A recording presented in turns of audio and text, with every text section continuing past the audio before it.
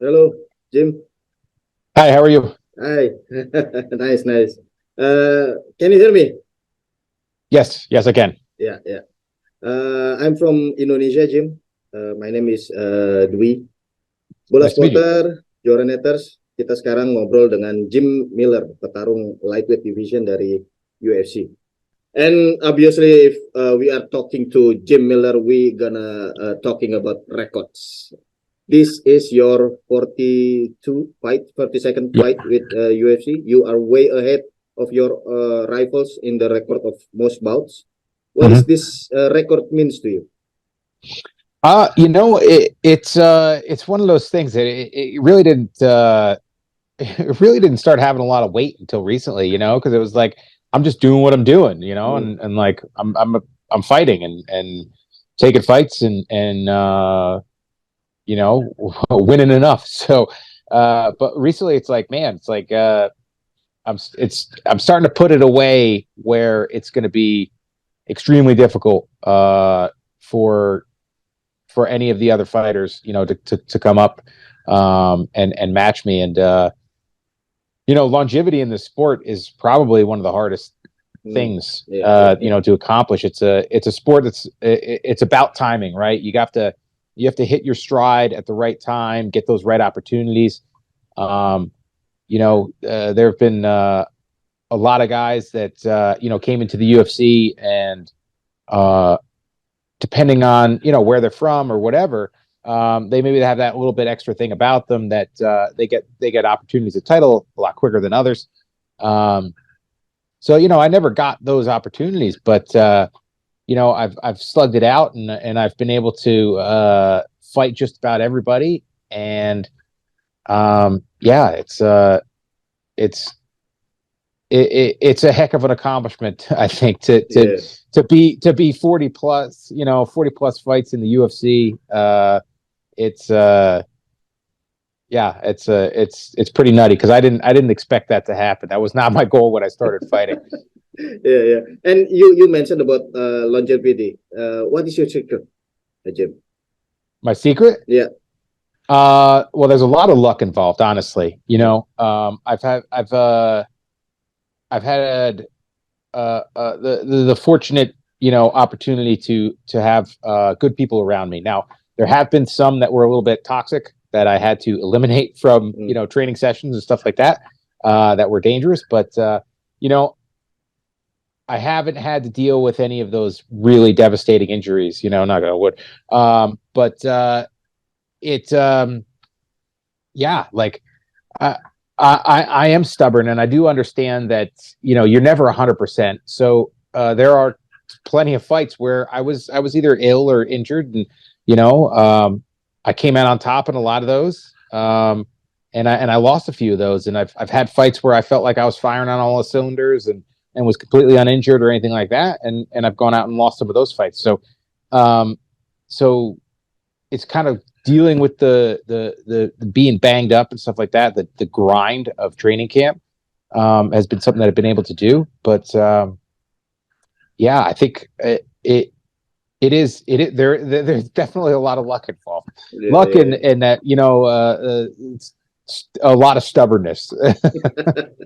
yeah. 42 fights in almost 15 years, Jim. You are very consistent. Two, three fights a year, probably Mhm. average. You mentioned you never really had a devastating injury that you said. Mhm. What is the worst injury that you suffer in your career?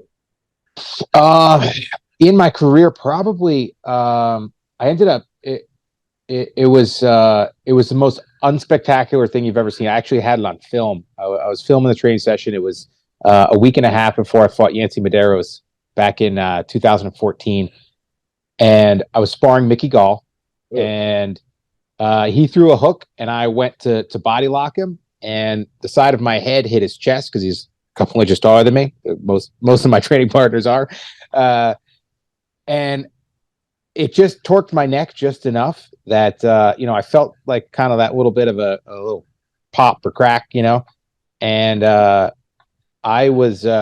knew that it was going to hurt later. I got through the round. It was the last round of the day, and I ended up not being able to like move my head for a couple days, you know, and you're a week and a half out from a fight.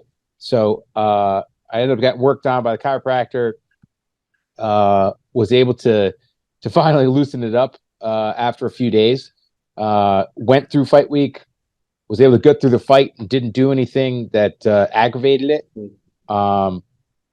And then I got the Donald Cerrone fight, like, I think I got the fight like maybe 10 days after I fought Yancey. So it was like maybe 2.5 weeks after the fight, you know, 3 weeks from the injury. I hop back into the gym, light training session. I'm going to pass somebody's guard. I tripoded up, and I felt like my head just kind of went and squished like a turtle. And it was like the first round of the day. I'm like, nope, I'm done. And I had to deal with like a super tight neck and like getting worked on a couple times a week for a few years. It took a long time to kind of get over that. And it, unfortunately, like that kind of affected my wrestling. Because at that point, you know, I surely did not want to shoot on anybody in practice with a banged up neck. You know, and having seen my brother had neck surgery in 2013, and I was like, I don't want to go through what he went through.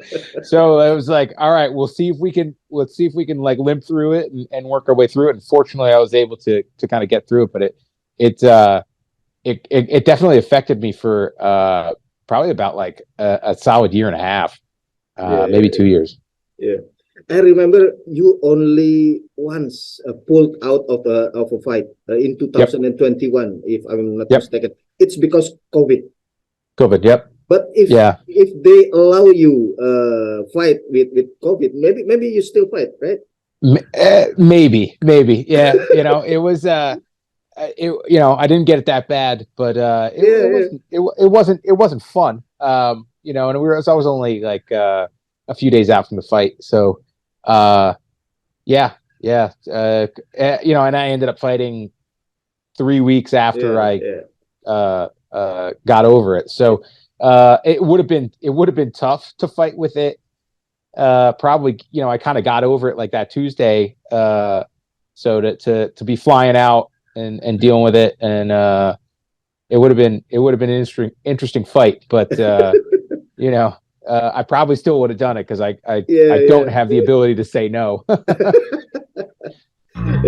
Jim, do you have any target? How many fights you would do? How long do the fans would still watch Jim Miller in the octagon? And Jim, if you were to fight Makachev, do you have any game plan?